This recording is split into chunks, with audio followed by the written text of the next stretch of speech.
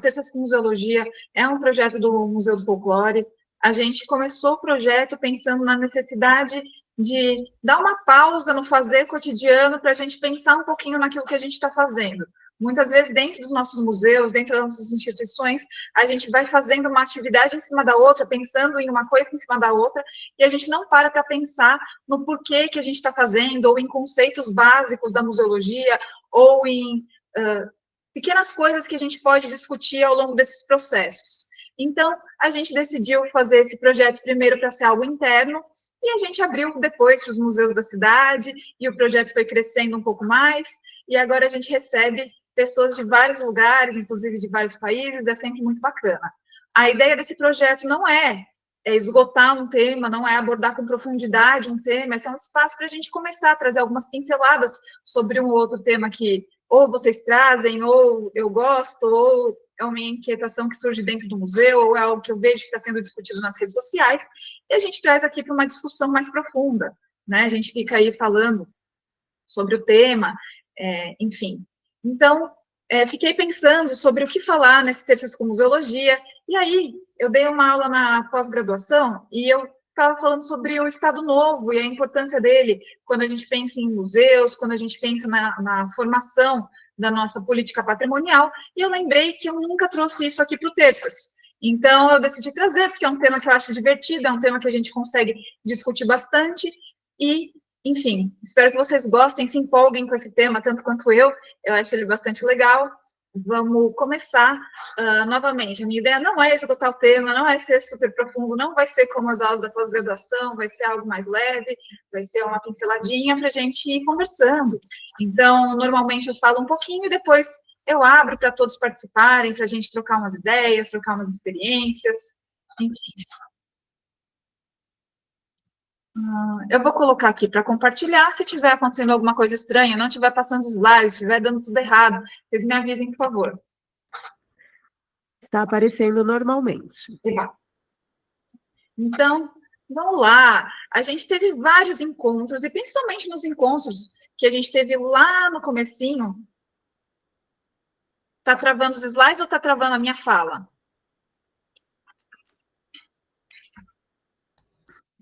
Aqui, para mim, está normal. Aqui está normal também. Então, perfeito. Acho que dá eu estou um pouco traumatizada, que ontem mesmo minha internet caiu e vocês viram pela minha demora que ela não está muito boa. Então, se acontecer alguma coisa, vocês me avisem, que ontem eu fiquei falando sozinha. Enfim.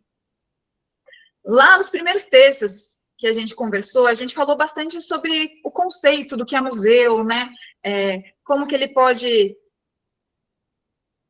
pensando ali no conceito de museu, do museu em si. E a gente teve outras discussões ao longo do tempo, também que trouxeram referências, que trouxeram ideias para a gente discutir com isso. Mari, deixa eu só te interromper. Segue, por gentileza. A gente está com um probleminha técnico aqui, mas segue como se nada estivesse acontecendo, ok? Tá bom. A gente não se aprofundou nesses conceitos, porque a ideia não é a gente fazer, que nem eu comentei, né, um aprofundamento muito grande. A ideia é a gente fazer uma pincelada mesmo. Então, a gente comentou que o museu ele é um espaço de memória, ele serve para a formação de identidade, ele também serve para disputas simbólicas sobre o que são essas identidades, o que são essas memórias. Então, agora é um momento para a gente refletir sobre isso, sobre os seus usos, sobre o que são essas memórias, como que isso surge no conceito de museu mesmo, quando a gente vai pensando na história dessa instituição como um todo. Tá? Então, vamos lá. A gente viu lá nos primeiros encontros, se um dia vocês quiserem ter acesso a isso, é só acessar o nosso YouTube, vocês vão ver no nosso canal os nossos primeiros encontros, que a gente tem alguns conceitos que eu fui trazendo aqui para a gente discutir o museu como um espaço para colecionar, para conservar, para expor, né? Presente em praticamente todas as definições, se a gente pega desde as primeiras definições lá no comecinho até agora, a gente vai vendo que essas questões de colecionar, conservar, expor, seja com esses termos ou com termos similares, elas foram se perpetuando, mesmo com tantas mudanças que a gente vai tendo ao longo da história. E por que eu falo que a gente tem tantas mudanças? Porque a gente tinha um museu mais voltado para a pesquisa no começo, depois mais voltado para uma característica educacional, ali na década de 60, e depois a gente passa a ter um museu que é pensado mais como um espaço para mudanças sociais, para cumprir o seu papel social, a partir ali dos conceitos da nova museologia, e a gente vai introduzir, nos anos 70, né, e a gente vai introduzindo várias outras coisas. Se a gente pegar o conceito atual do ICOM, a gente vai ter um conceito muito grande, muito amplo, que vai falar sobre as diversidades de discursos, as diversidades de vozes, a necessidade de se incluir, a gente tem isso no conceito. Mas mesmo nesse conceito mais recente, ainda está falando da conservação, da coleção, da exposição, enfim, tudo isso está presente. Então, esse é o conceito que a gente vê através das definições de museu mesmo. Quando a gente pensa em outros conceitos que se atrelam ao museu, a gente tem algumas ideias que podem dar outras dicas para a gente. A gente tem o museu como um espaço de memória, um lugar de memória, né, que é o conceito do Pierre Nora. Então, ele fala que vários espaços podem ser espaços de memória. A memória, ela precisaria, né, ela seria importante para que a memória coletiva ela tivesse ícones que representassem isso. Esses ícones podem ser monumentos, podem ser museus, podem ser praças, podem ser locais onde alguns eventos acontecem. Uma outra definição que a gente tem sobre museus é pensar que eles são meios de comunicação. A gente já teve um encontro aqui no texto também sobre isso, falando da capacidade comunicativa do museu. Ele, assim como um jornal, assim como uma TV, assim como um rádio, ele funciona com as características de um meio de comunicação. Então, ele tem uma mensagem que é transmitida e chega num receptor, e ele tem ali todas as discussões semióticas que cabem dentro de um meio de comunicação. A gente também pode lembrar do museu e a definição do museu como um espaço onde acontece o fato museal, que ali a gente tem o conceito da Guarnieri, que vai falar que é o que é o fato museal, né? A relação que acontece entre o homem, o cenário e o objeto. Então, essas inter-relações que vão acontecendo entre esses três elementos geram o fato museal. E a gente tem também o museu como fenômeno, que é um conceito que eu acho bacana, da Teresa Scheiner, que ela vai falar que não existe um museu, mas existe um museu para cada tempo, para cada espaço. Então, não existe um tipo de museu. O museu ele vai se transformando de acordo com os contextos sociais. E é esse conceito que a gente vai trabalhar e brincar bastante hoje, de lugar de memória também. Por que eu estou falando isso? Porque como existe um museu para cada tempo, um museu para cada momento, um museu para cada contexto social, a gente vai ter também essas relações que se modificam de acordo com as necessidades da nossa sociedade. Então, todos esses conceitos, eles vão apontar que o museu, ele constrói sentidos sobre o passado. O museu, ele não é só um agente de memória. Eu estava falando sobre o espaço de memória ali do Pierre Nora, mas ele não é só um espaço de memória. Ele também é um espaço de esquecimento. É muito bacana a gente lembrar que o museu ele sempre vai trazer os dois lados da moeda, porque sempre que a gente lembra de algo, a gente esquece de algo. E essa seleção, ela é óbvia numa instituição museológica. E por que eu estou fazendo isso? Se eu conversar com vocês e eu pedir para cada um de vocês me contar como é que foi o dia de vocês ontem, detalhadamente, por mais que vocês passem horas me falando sobre o dia, vocês teriam que levar o mesmo número de horas que vocês viveram no dia anterior para me contar exatamente como ele foi. E vocês não vão fazer isso. Vocês vão omitir detalhes, vocês vão omitir os tempos, os intervalos, as coisas que não são importantes. Sempre que a gente conta algo, quando a gente fala sobre algo que aconteceu, a gente automaticamente faz uma seleção daquilo que a gente considera importante. Então, a gente está escolhendo esquecer de determinados pontos quando a gente lembra de outros tantos. É uma escolha sempre, sempre, sempre. Então, sempre que eu decido falar sobre uma coisa, eu estou escolhendo não falar sobre outras infinitas coisas que eu poderia falar também, né? Então, mesmo se a gente pensar, agora trazendo para o museu mesmo, porque eu dei um exemplo cotidiano para ficar mais próximo da gente, se a gente pensar no museu, todas as nossas escolhas, elas também são políticas e culturais, elas estão dentro do nosso contexto, do contexto que a gente existe, do contexto que a gente vive. Vamos supor que a gente está em um museu que não tem uma política de acervo. As escolhas do que constituem ou vão constituir o nosso acervo, elas vão fazer parte dessa seleção que vai se basear nos nossos contextos e vai se basear nas nossas próprias escolhas. Quando eu seleciono um acervo para fazer parte de uma coleção, eu estou dizendo que aqueles objetos são importantes. Aqueles objetos que constituem a coleção de um museu são mais importantes do que infinitos outros objetos que existem no mundo que não constituem a coleção do museu. É uma escolha que eu estou fazendo. Então, para um museu de história, se eu decidir aceitar uma coleção de telefones, uma coleção de louça, uma coleção do que quer que seja, eu escolhi não aceitar outras tantas coisas, porque o espaço do museu ele é limitado, ele não é infinito, então eu não poderia escolher tudo para fazer parte do museu. E aí eu vou abrir parênteses para dizer que é claro que tudo pode ser, a gente já falou sobre esse conceito, né, musealizado, ou seja, tudo pode receber uma aura de patrimônio, mas nem tudo vai ser escolhido para fazer parte do museu, apesar de tudo poder, hipoteticamente, ser escolhido. O que é escolhido para fazer parte do museu vai depender da missão do museu, vai depender do recorte do museu, vai depender de onde ele está localizado. Então, se eu tenho um museu que trabalha com a história, no Vale do Paraíba, ele vai ser um museu diferente do que o museu que trabalha com a história numa cidade do Rio Grande do Sul. Os contextos, eles não são os mesmos, a sociedade é diferente. O que é importante para uma sociedade é diferente do que é importante para outra sociedade, para outra comunidade. Então, essas escolhas do que constituem o acervo dependem também desses espaços. O que cabe no museu de história não necessariamente cabe no museu de artes e vice-versa.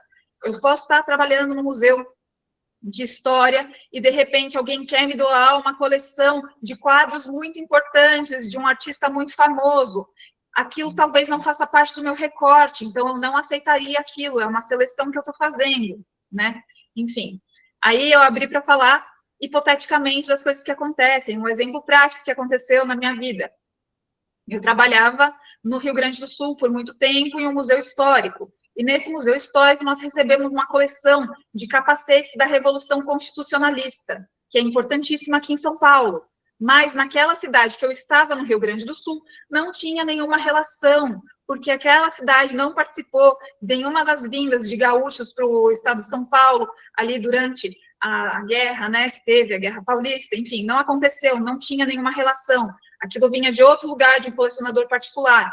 Quando eles doaram para o museu que eu estava, apesar do meu lado paulista falar muito forte, eu pensar naquele acervo como algo muito querido, muito importante, muito relevante, eu falei, como museóloga daquele museu, seguindo a nossa política de acervo, que era trabalhar com a história daquela cidade, daquela região, que não cabia no nosso acervo. Então, foi uma escolha que eu fiz, e na hora que eu escolhi não expor aquilo ali, não trazer aquilo para minha coleção, né, eu escolhi trazer outras coisas. Então, eu disse, isso não faz parte da minha história, mas outras coisas fazem parte da história que eu conto nesse museu. Indiquei um museu do interior de São Paulo para que recebesse aquele acervo. Então, a gente tem essas seleções, os museus, eles automaticamente, eles, dentro das suas, desde a sua constituição, eles organizam, eles classificam e eles legitimam certas memórias.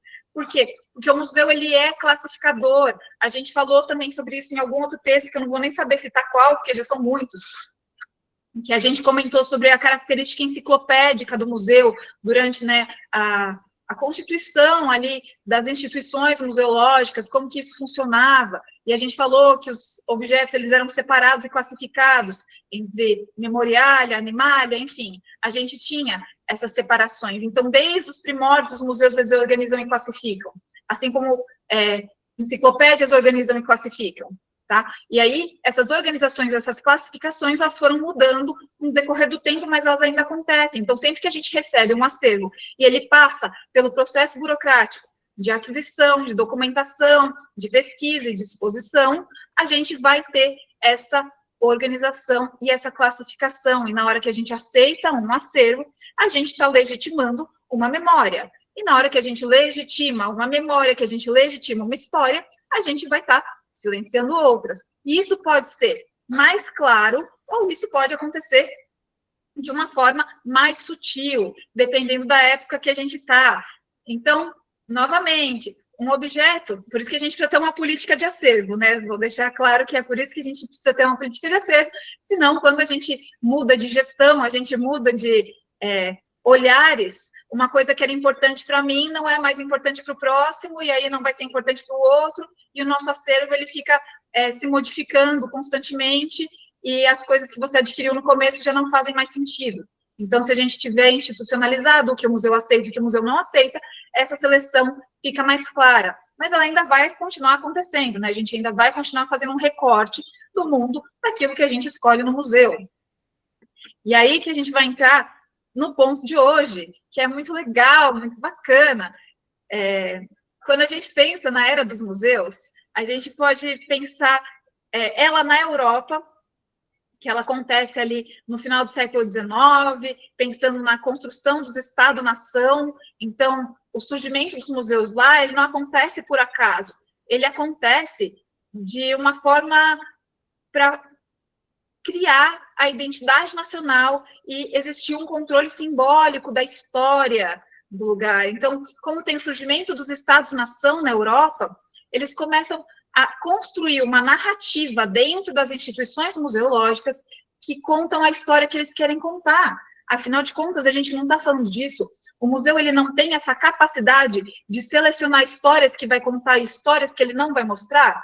Então, na hora que ele começa a trazer essa ideia de identidade nacional, isso também faz com que os grupos se agreguem, você se sinta parte de algo. E da mesma forma que isso aconteceu lá no final do século XIX, aqui no Brasil isso começa a acontecer muito fortemente no século XX. Se a gente olhar o nosso boom de instituições museológicas, elas começam a surgir principalmente no Estado Novo. Isso não é por acaso, isso não acontece arbitrariamente, isso acontece como uma política clara para a criação de uma identidade nacional. Eu acho que eu estou me atropelando, porque eu vou falar disso no próximo slide, eu já chego lá. Então, o impacto disso é de legitimar essas memórias hegemônicas ligadas à elite, à história oficial, à história que quer ser contada naquele determinado momento. Afinal de contas, a gente não estava falando que o museu ele é um fenômeno que existe ali, dependendo da sociedade em que ele se encontra, e vão existir tantos museus quanto sociedades e quantos templos existem. Então, é isso. Naquele tempo e naquele momento, a ideia do museu foi utilizada como uma instituição para legitimar uma determinada história, e é muito bacana a gente ver esse uso político dos museus. As pessoas acham que os museus eles são espaços inocentes, que eles são espaços para a gente simplesmente visitar e contemplar, mas os museus eles são ferramentas muito poderosas, em todos os sentidos. Eles podem nos contar histórias e a gente não duvida deles. É muito difícil você entrar em um museu e você começar a duvidar das coisas que estão expostas ali. Se tem um objeto que está com uma placa escrita que é de 1834, você não vai discutir com o objeto falando que ele não é de 34, é de 35. Você não vai fazer isso. Você acredita naquilo que está presente no museu, ele tem essa capacidade de ser uma instituição muito confiável. Então, a gente entra nesses espaços e a gente pela aura deles, impulsionado a acreditar naquilo que está exposto, a acreditar no discurso que está ali exposto. E mais, a gente não é educado para reagir criticamente a essas exposições e a esses discursos. Normalmente a gente entra mais como um espectador, contemplando, porque também essas exposições são montadas dessa forma, para ser algo mais contemplativo. Então, você entra nesse espaço e você vai simplesmente aceitando aquilo que está exposto. Então, se o papel de uma determinada comunidade naquele museu está sendo exposta de um jeito, você vai colocar aquilo como um valor seu também. Você começa a se adentrar naquilo como se aquilo fizesse parte da sua verdade também. O museu, ele é algo muito poderoso, como ele tem esse caráter de ser confiável, de ser uma fonte de informação, uma fonte de instrução, um espaço de educação, você simplesmente compra aquilo que ele está te vendendo. E quem sabe se utilizar desse espaço tem um poder muito grande em relação a isso. E a gente pode falar muito mal do Getúlio Vargas por ser um ditador, por ser o que quer que a gente seja, mas uma coisa que a gente não vai falar é que ele é burro. Então, como ele era uma pessoa muito perspicaz, estava muito bem assessorado, ele se aproveitou desse momento para fazer a instituição dessa ideia de identidade nacional que precisava ser constituída naquele momento. O Estado Novo, ele vem exatamente com essa ideia. Não é à toa que tem várias coisas relacionadas ao patrimônio. É legal, quando a gente faz um estudo sobre a história do patrimônio no Brasil e sobre a história da institucionalização, da preservação patrimonial no Brasil, a gente vê como ela está atrelada ao Estado Novo. E olha que legal, agora eu vou abrir um parênteses mais amplo, antes de voltar para o museu, eu vou falar sobre patrimônio de uma forma geral. A gente tem a criação do SFAM, né, que depois se torna IFAM, durante o próprio Estado Novo. E essa criação, ela é muito inteligente, ela convida modernistas para fazer parte dos cargos de chefia do SFAM, justamente porque os modernistas, eles também tinham uma ideia do que era o Brasil. A gente não vê, logo naqueles movimentos da Semana de Arte Moderna, uma ideia do que é ser Brasil, do que é ser brasileiro. A gente não tem a arte voltada para essa construção também. Então, um movimento que nega, entre aspas, o que está sendo discutido na Europa e quer fazer uma arte nova, que seja totalmente brasileira, e várias coisas nesse sentido. A gente não vê sobre isso quando a gente estuda o movimento modernista, não é exatamente isso que ele nos traz, mas ele não traz essa ideia de Brasil de uma forma bastante estereotipada também.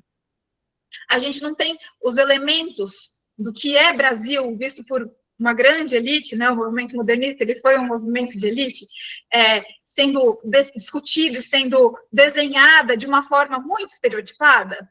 Então, o Estado Novo se aproveita desses ideais modernistas que já eram estereotipados para trazer uma identidade de Brasil, para construir o que é Brasil.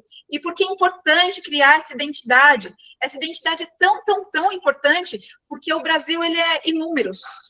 A gente tem muitas diferenças regionais porque o nosso espaço é muito grande, porque o nosso território é muito grande.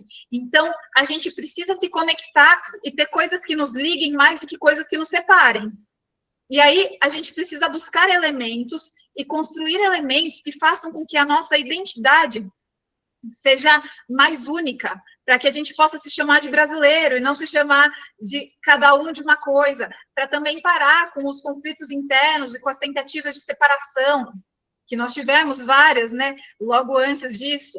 Então, essa ideia de construir uma identidade nacional, ela é muito importante, e o Getúlio Vargas se utiliza disso com muita perspicácia, tanto para a parte cultural, em museus, para a parte patrimonial, pensando na criação do SFAM, eu já vou daqui a pouco falar mais sobre isso, quanto para a parte de esportes. Há um grande incentivo do futebol, por exemplo, nesse período, que depois é mais incentivado ainda durante a época da ditadura. Então, nós temos o futebol sendo muito incentivado para que tenha um esporte nacional. Se a gente tem um esporte nacional, a gente tem as pessoas com alguma coisa relacionada. Então, a gente tem de norte a sul pessoas que lutam por algo em comum, né? Que se mobilizam por algo em comum, que se manifestam por algo em comum. Então, a gente começa a ter essa construção em várias áreas da sociedade para dizer o que é Brasil, inclusive pensando nos nossos heróis. É nesse mesmo período que começa a ter uma exaltação de, sei lá, do Tiradentes, por exemplo, né, como um herói nacional. A gente precisava ter determinadas figuras que passariam a ser consideradas heróis e que a gente estuda até hoje e que a gente começa a observá-los como mártires nacionais por uma busca pela liberdade, algo nesse sentido. Se a gente observa, inclusive, as representações de Tiradentes, elas são quase a representação de Jesus Cristo, né? Muito parecido. E aí, se a gente começa a ter esses heróis em comum, a gente começa a ter mais coisas em comum ainda. E a gente começa a ter esse sentimento de unificação de um espaço que é tão, tão, tão grande, com tantas, tantas, tantas diferenças. Diferenças de fala, diferenças de culinária, diferenças de infinitas coisas.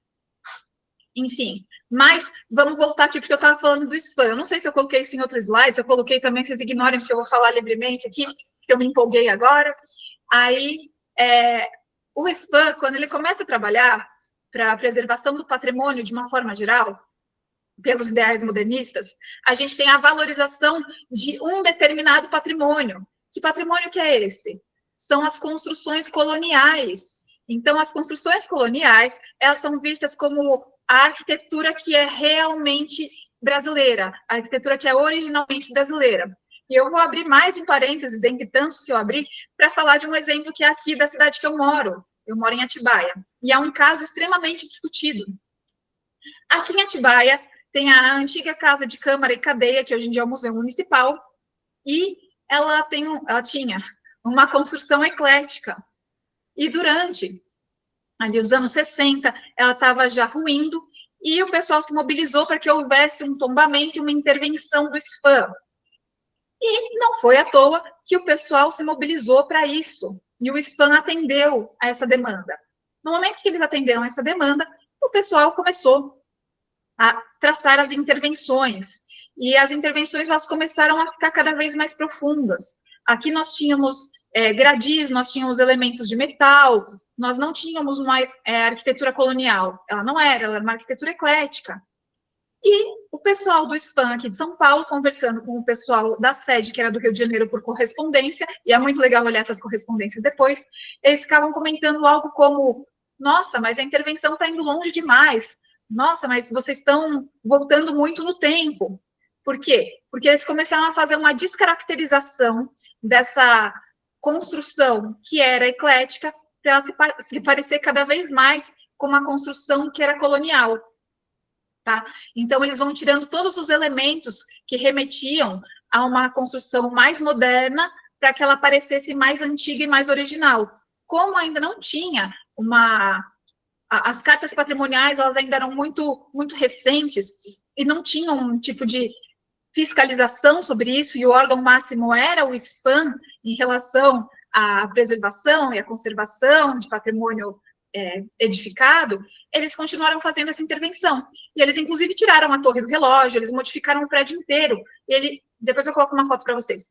E ele parece perfeitamente com um prédio de arquitetura colonial. Por quê? Porque isso fazia parte da ideia do que era importante e do que merecia ser lembrado. Então, o que merece ser lembrado? É uma arquitetura mais antiga, é uma arquitetura que remeta à fundação do Brasil, e não uma arquitetura mais moderna, com elementos europeus, com elementos diferentes, mais próximos do que eles tinham ali naquela época. Então, a gente tem essa construção do que é realmente importante. E eu trouxe esse exemplo porque ele é um exemplo palpável dessa discussão. Mas se a gente pensa em museus, que é o que a gente está discutindo hoje, a gente também vê essa construção de uma forma muito clara. Então, nós temos uma representação dos três povos, né? Nós temos a representação dos negros, dos indígenas e dos portugueses, enfim, né, dos colonizadores, para a construção da identidade nacional. E a gente tem isso de forma estereotipada, porque a gente não pensa em etnias, a gente não pensa na forma com que isso foi feito, a gente não pensa em nada. É como se fossem três povos conviventes felizes que formaram a identidade nacional. E aí a gente está escolhendo falar sobre uma determinada história e decidindo não falar sobre outras histórias. Se a gente pega os museus, e a gente encontra muito isso ainda, os museus do começo do século XX, a gente vê, inclusive, que a expografia deles é feita pensando exatamente em exaltar isso, em exaltar os símbolos nacionais, em exaltar os heróis nacionais, em exaltar essa construção do cidadão nacional, né, sobre as suas características, sobre como ele se parece, enfim. Todas essas questões. E a gente vê o negro sempre sendo representado como escravo, o branco como peça fundamental para a formação da sociedade, o indígena como bom selvagem. A gente tem essas representações muito claras.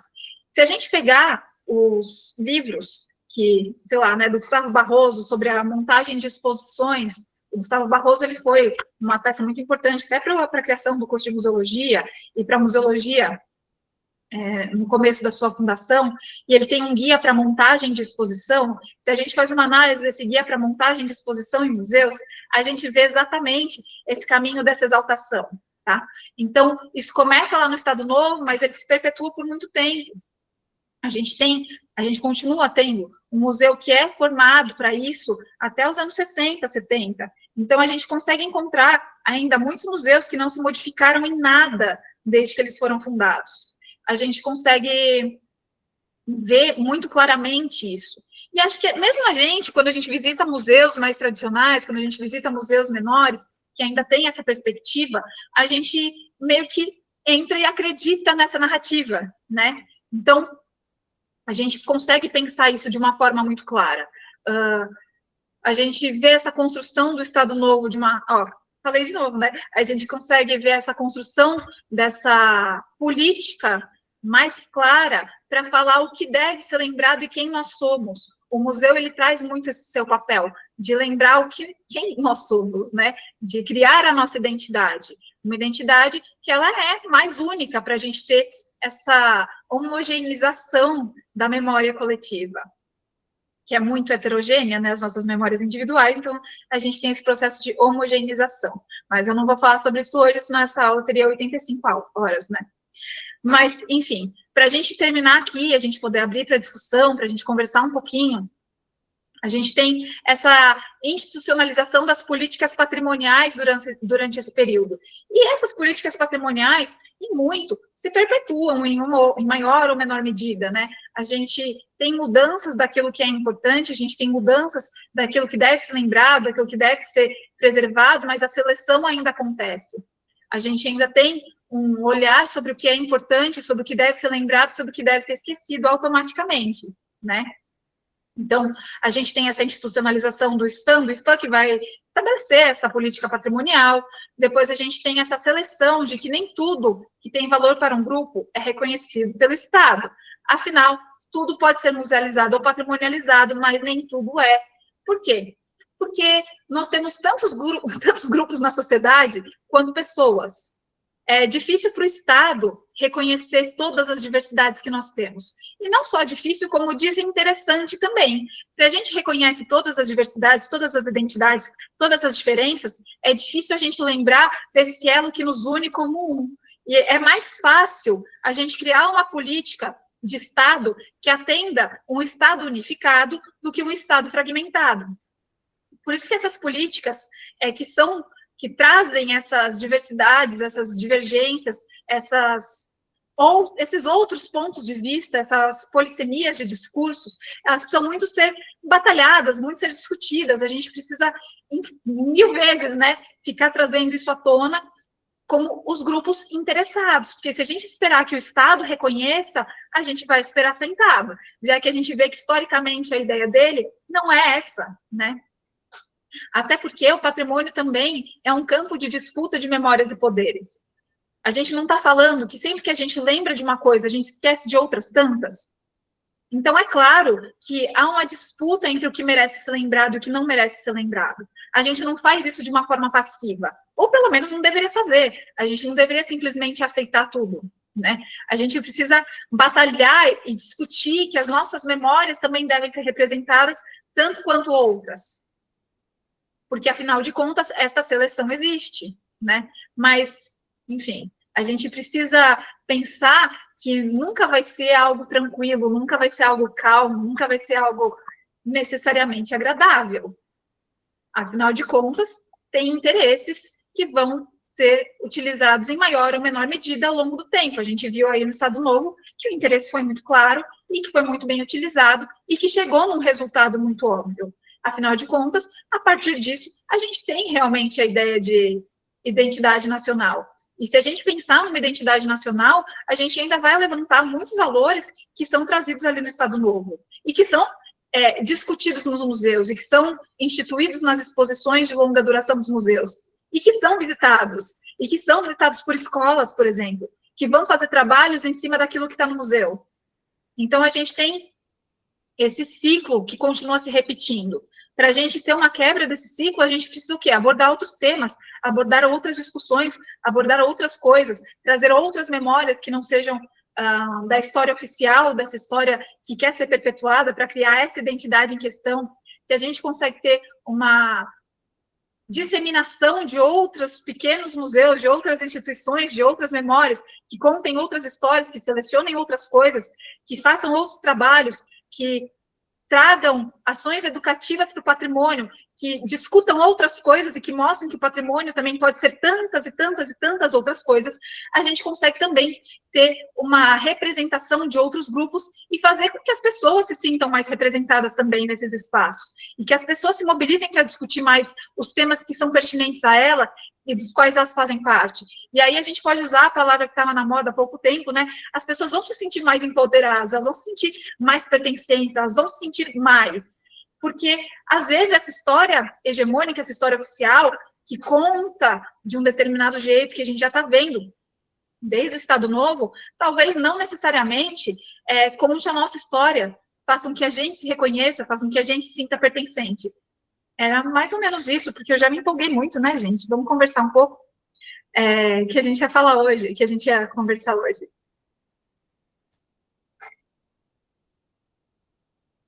Então, fiquem aí à vontade para a gente conversar um pouquinho. Eu tinha visto que o Eliomar tinha escrito aqui. Isso aí.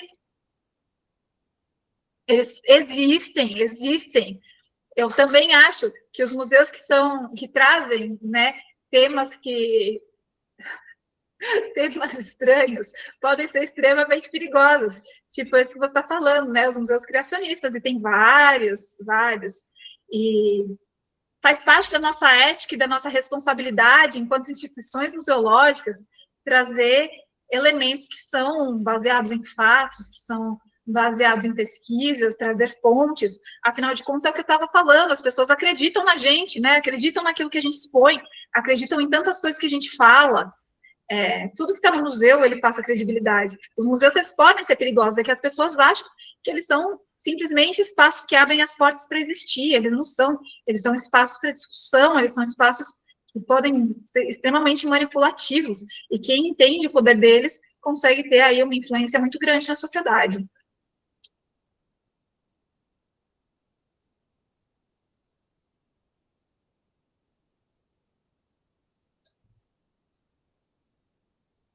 Pode falar, Lu.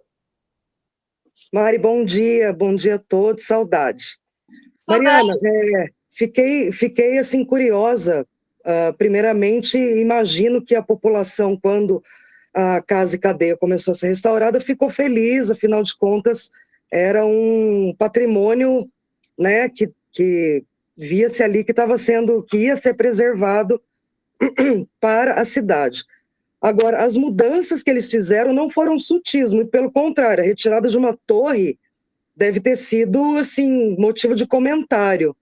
Qual foi a reação da população quando viu o restauro pronto e não original como eles já estavam acostumados, principalmente os mais antigos, né? A pior possível, né? O pessoal, como vocês imaginam, não ficou muito feliz por isso, e tinha os comentários em jornais, enfim. É bem legal acompanhar essa discussão, porque o pessoal do SPAM do Rio de Janeiro já estava desesperado com os relatos, falando que o pessoal do SPAM de São Paulo era maluco de fazer isso, em outras palavras, e os jornais da região meteram o pau no restauro. Eu vou pegar a imagem, né? Eu prometi para vocês, espera aí.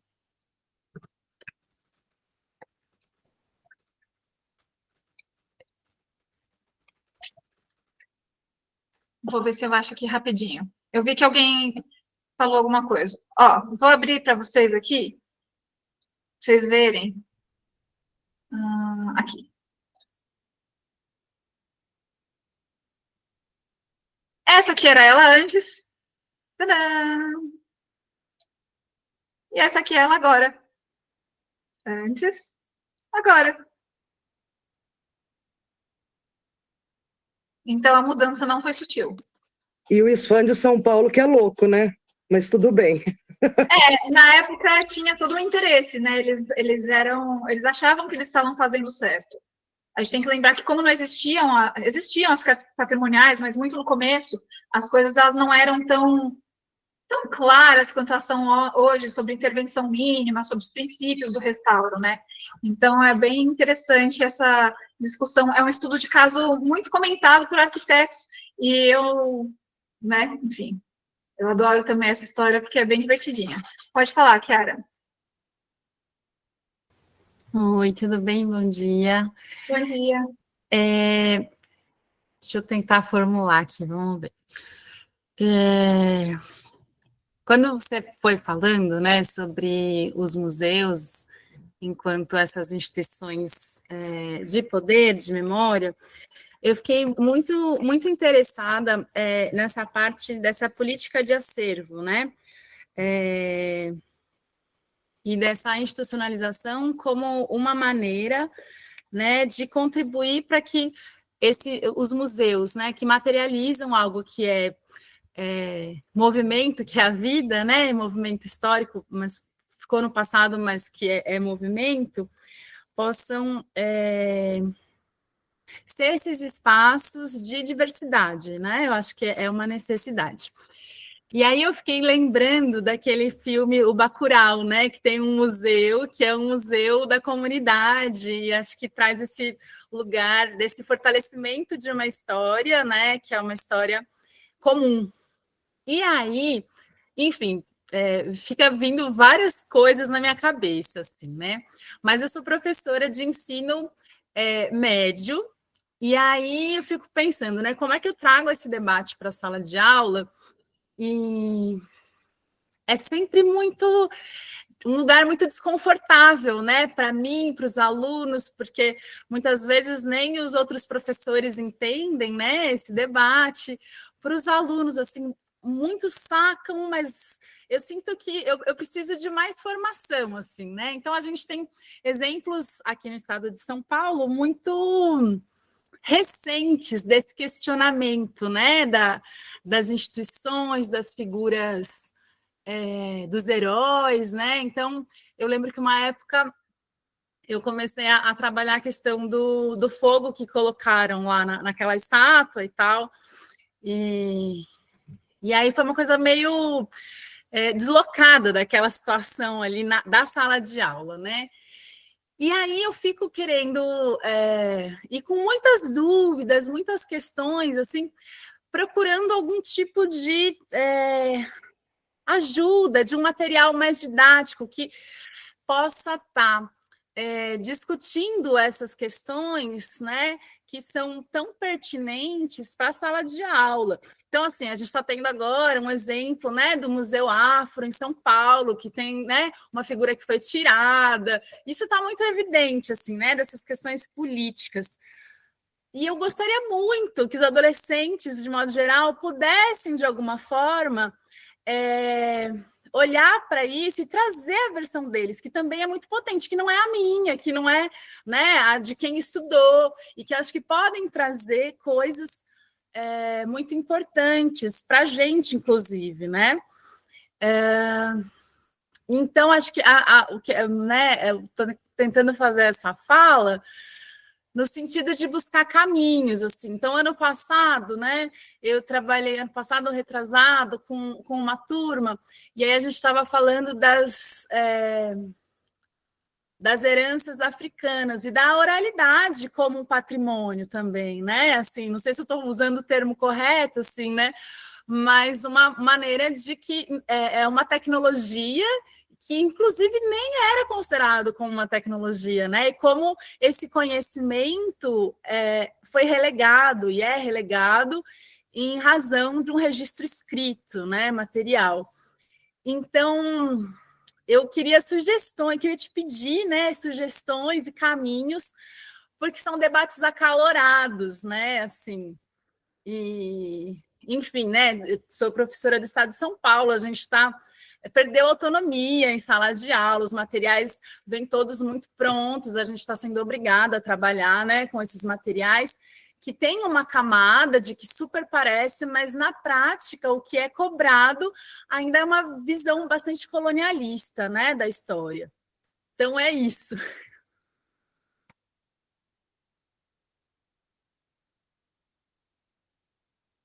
Uma boa forma da gente evitar um olhar subjetivo que muda toda vez. Então, ele é um documento que ajuda a gente a não ser tão subjetivo, porque um pouco subjetivo sempre há de ser, né? Mas ele evita uma extrema subjetividade e traz um roteiro mais objetivo do que se aceitar ou não dentro de uma instituição a partir do perfil dela. Eu acho que é fundamental, é um dos documentos mais importantes que o museu deve ter, a maioria não tem, apesar disso, né? Mas é muito bacana para a gente pensar. Então, eu vejo ele como algo muito legal. Sobre atividades que podem ser propostas. Eu gosto muito de pensar nesses, que nem os roteiros de educação patrimonial, algo nesse sentido, né? A gente tem esses roteiros de educação patrimonial que levantam questões para a pessoa ir respondendo e constituindo algo nesse sentido. Então, eu acho que às vezes até, eu não sei, de que cidade que você é? Eu sou de uma cidade que chama Monteiro Lobato, aqui no interior de São Paulo. Tá. Então, de repente, até visitar um museu mais tradicional, um museu municipal, algo nesse sentido, mas já trazendo os questionamentos de como eles se sentem, né? Como que você se sente? O que você sentiu falta? O que não tem ali? Buscar essas ausências, buscar os esquecimentos nas exposições mais tradicionais. Eu acho que isso é legal, porque o pessoal, eles são muito espertos e eles conseguem sacar isso muito fácil. Eles conseguem entrar num espaço desse, apesar da aura dele, que é uma aura que até, às vezes, nos deixa meio constrangidos, né, de questionar, mas se a gente já traz um roteiro de questões para eles discutirem, eu acho que pode ser bem legal e pode gerar coisas muito legais. E a partir dessas ausências, por que não pensar em uma exposição? Então, trazer o que eles não viram para uma exposição que é deles. Eu não sei o quanto de autonomia você pode ter nisso, mas pensar em uma visita dessas, no museu mais tradicional, que normalmente você já tem que fazer mesmo, já vai estar aí no currículo de vocês, fazer visita para museu, enfim, e aí depois, a partir dessa visita, com um olhar bem questionador mesmo. A gente, ano passado, a gente foi à Pinacoteca, foi muito legal, assim, e aí foram 2 grupos, e aí eu fiquei no grupo que teve uma mediação muito legal, assim, sabe? Então, acho que isso fez toda a diferença na visita ao museu, assim, né? Porque a mediadora fez esse trabalho de deslocar esse olhar, né, nas ausências. Então, tem uma sala lá que são só homens e tal. Então, foi muito interessante, ou só pessoas da elite, né?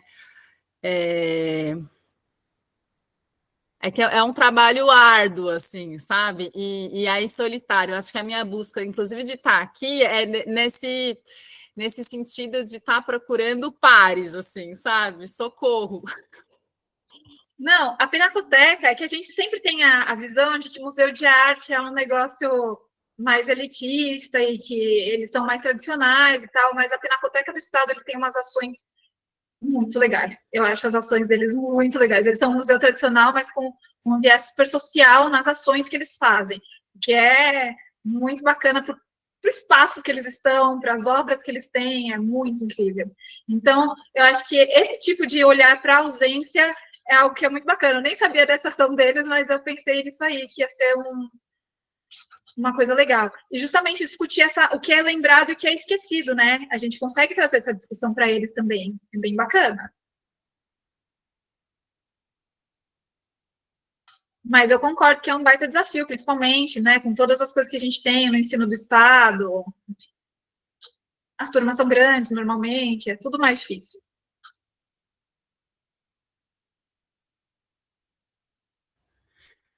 Eu tenho mais uma pergunta, pode fazer? Claro. Aí, pensando ainda nessa política de acervo, né?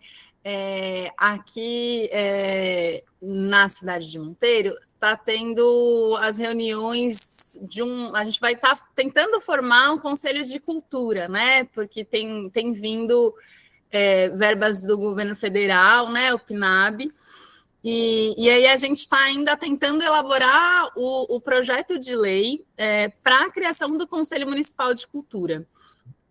E aí, você, por acaso, teria para indicar, assim, por exemplo, documentos que possam amparar em relação à política de acervo, à memória material e imaterial?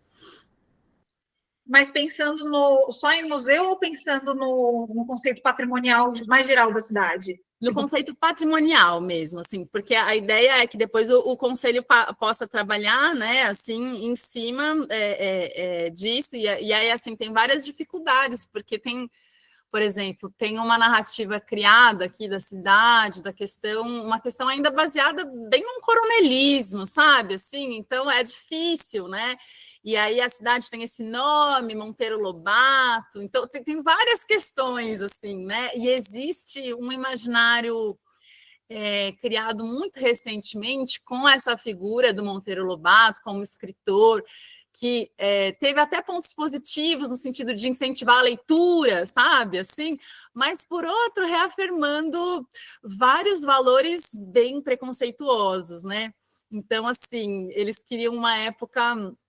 reformaram a praça e colocar 2 estátuas do Monteiro Lobato. E aí teve um movimento na cidade para não ser colocada essas estátuas. Mas isso virou assim um furdunço, porque quando se falava, olha, de fato, o que representa colocar agora, né, em 2000, sei lá, era 2000, plena pandemia, 2022, colocar a estátua do Monteiro Lobato, não faz sentido. E aí a galera, tipo, revoltou. Como não? Assim, tipo, Monteiro Lobato, né? Porque tem essa figura que já é autorizada, né, naturalmente, do Monteiro Lobato. Então, assim, e aí você pode sentir muito um descompasso, né? Assim, que como é que a gente começa a conversar um assunto desse, sabe? Então, eu tenho bastante interesse em como que a gente faz para conseguir estabelecer pontes, né, que são importantes nesse sentido, assim. Pensando no patrimônio de uma forma mais geral, existe um documento que é mais importante, que é o plano de patrimônio. Toda cidade devia ter um plano de patrimônio, é que nenhuma cidade tem. As cidades mal têm plano de cultura, né? Já começa por aí. Mas vamos supor que aí tenha plano de cultura, eu vou assumir que sim, porque eles estão recebendo a verba da PNAB, eles estão querendo colocar, né, enfim. Mas vamos fingir que tem. Depois de ter um plano de cultura, eles precisariam ter um plano de patrimônio. Esse plano de patrimônio vai ajudar a direcionar todas essas questões, pensando no patrimônio material e imaterial. A gente acha no IFAM, no site do IFAM, alguns documentos falando sobre política de patrimônio. Eu falo muito aqui sobre plano museológico, enfim, mas o plano de patrimônio, para o contexto de uma cidade, ele vai conseguir levantar todos esses temas que você está falando. Tanto do patrimônio imaterial, patrimônio material, fazer o levantamento se tem lei de tombamento no município, se não tem lei de tombamento no município, se a lei de tombamento ela só ampara os prédios históricos, ou se ela também ampara edifícios fabris, por exemplo, ou linha férrea, ou o que ela está concentrando, né? Quais são as repercussões que essas leis de patrimônio no município têm? A pessoa, ela ganha, né, isenção do IPTU, caso o bem dela seja tombado. Todas essas questões que precisam muito ser discutidas quando a gente pensa no patrimônio de uma forma geral. E as manifestações, que muitas vezes as leis municipais, elas só são voltadas para o patrimônio edificado, que é o que está mais presente em discussões. Então, se a gente não tem uma lei falando de patrimônio imaterial, provavelmente qualquer imaterialidade que tem na região, aos poucos ela vai se perder, porque não vai ter nada que trabalhe com isso, né? Não vai ter nada que vai ser voltado para isso. Então, um plano patrimonial para vocês é mais do que fundamental. Eu sei que o pessoal que vai trabalhar no Conselho de Cultura, isso vai ser uma pauta muito difícil de levantar, porque não é tão barato, e é trabalhoso, e precisa de uma pessoa, um arquiteto, alguma coisa nesse sentido, também junto, mas é fundamental. Toda cidade devia ter. Se você quiser, depois me manda um e-mail, e eu te mando um exemplo. Vou colocar aí no e-mail. Ai, obrigada. Inclusive porque, assim, a gente levanta a possibilidade, eu acho que não, assim, o pessoal que está compondo, assim, esse pré-conselho, né? Tem uma questão das árvores, né? Então, as árvores da cidade foram rapeladas. As árvores também podem ser um patrimônio, né? É patrimônio natural, com certeza, com certeza. E aí já liga até a questão da crise climática, sabe? Né? Porque uma coisa vai levando a outra. Obrigada. Sim, o patrimônio natural também consta no plano de patrimônio, as áreas de preservação, é bem completo, né? Precisa ter. Da mesma forma que existe na menor escala, eu falo também da importância de um plano museológico, quando a gente pensa no município, pensar no plano de patrimônio é fundamental.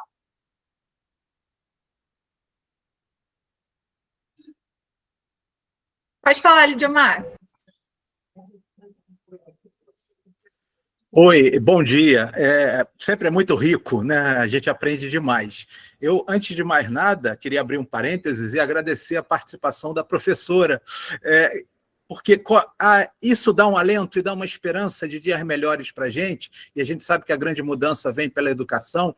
Ver profissionais de uma profissão, infelizmente, pouco valorizada, tentando se esmerar, tentando fazer valer de fato o seu papel de formador, incrível, incrível. Isso alegra demais.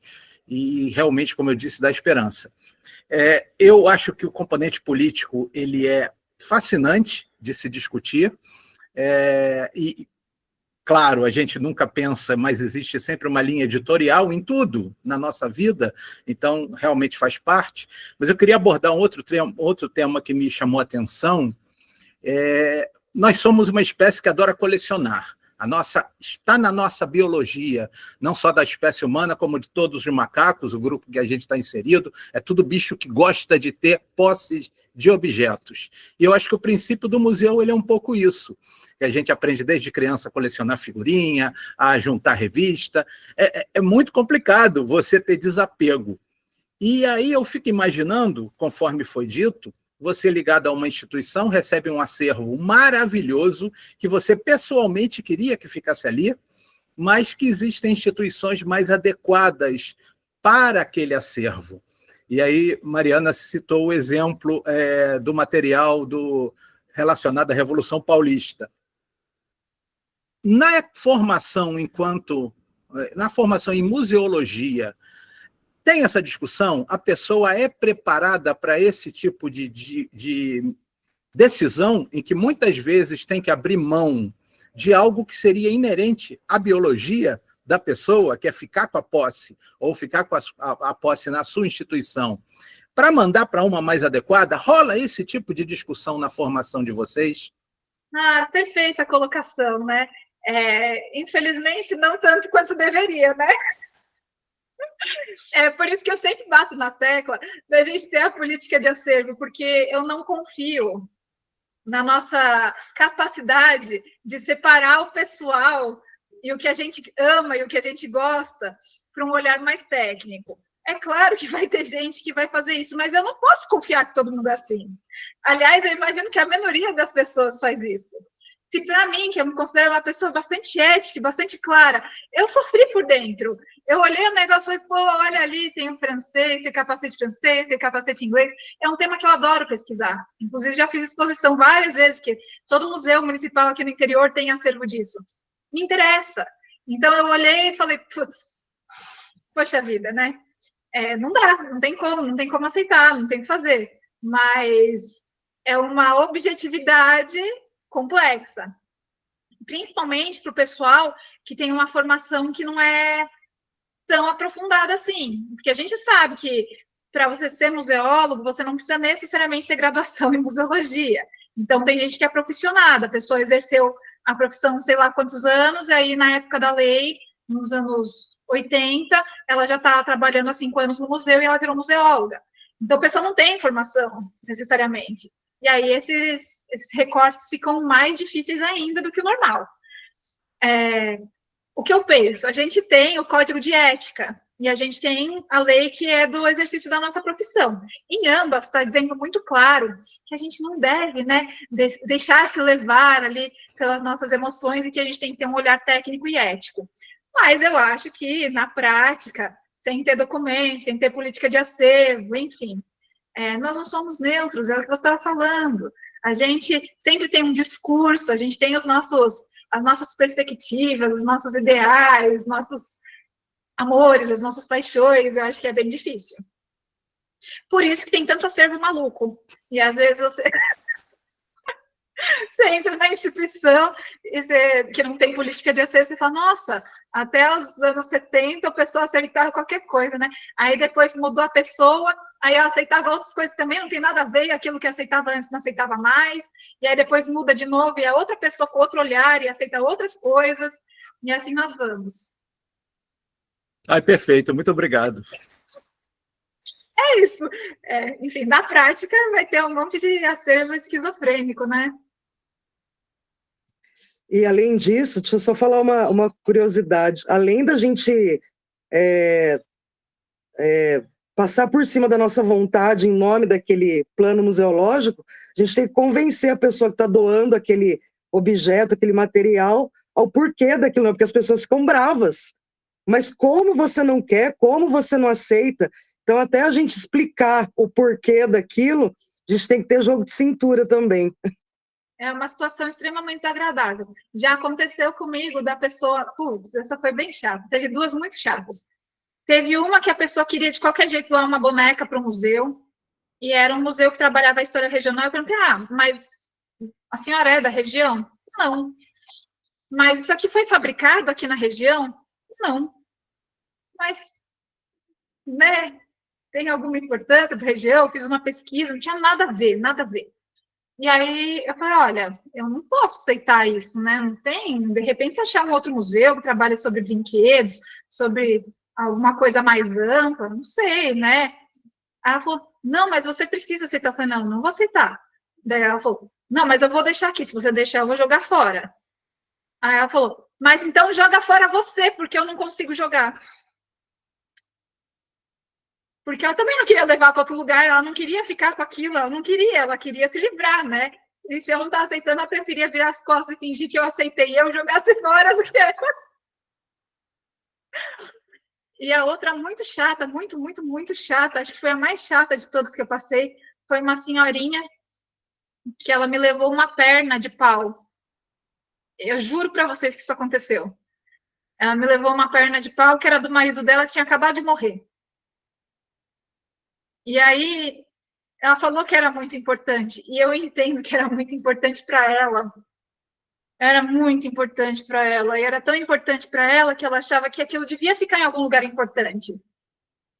E o museu tem essa aura de ser um lugar importante, né? Nossa, cara, foi muito chato, muito chato. Acho que foi a situação mais chata, porque a pessoa tinha acabado de falecer, e aí é um momento de realmente você ter o jogo de cintura para falar, puxa vida, eu entendo, né, que é muito importante para a senhora, de repente, né, e se eu nem conseguir indicar outro lugar, porque eu não pensei em algum lugar que pudesse aceitar, enfim, chato, bem chato. Tem essas situações horríveis, mas também tem a situação de você não aceitar as coisas e deixarem na sua porta que nem deixavam criança, sabe? Na caixinha, assim, toca a campainha e vai embora. Tem isso também. Já aconteceu de você falar que você não quer uma coisa e a pessoa deixar na porta do museu e ir embora. E deixar a caixinha cheia de coisa lá. Toma que o filho é seu. E aí você fica... E aí, né? Nada disso aqui me interessa, eu não sei quem doou, a pessoa só deixou numa caixa e foi embora. São as coisas que não tem sentido e que acontecem. Ai, ai. Enfim, mas é isso, a luta certa, situação chata, chata, chata, chata.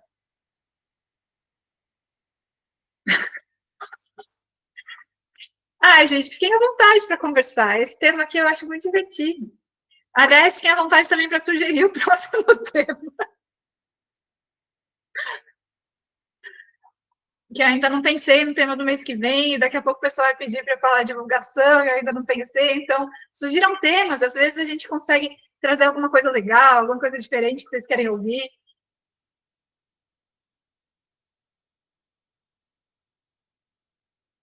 Ai, ai. Se vocês tiverem alguma ideia, mandem para a gente por e-mail, mandem para a gente nas redes sociais, enfim. É verdade, mês que vem é mês do folclore.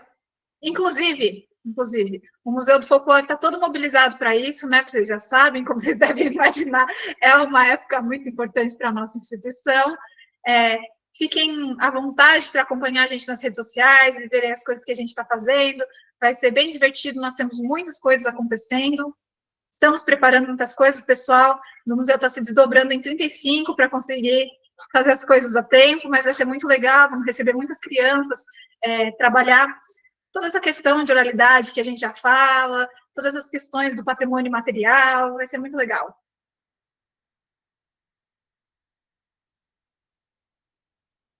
Ah, isso parece interessante. Vou anotar aqui, vou separar.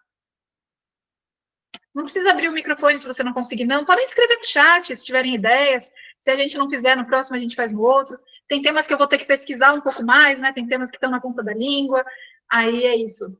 A gente vai construindo as nossas ideias de textos com museologia, aquilo que vocês querem ouvir também. Mari, você pode ler em voz alta?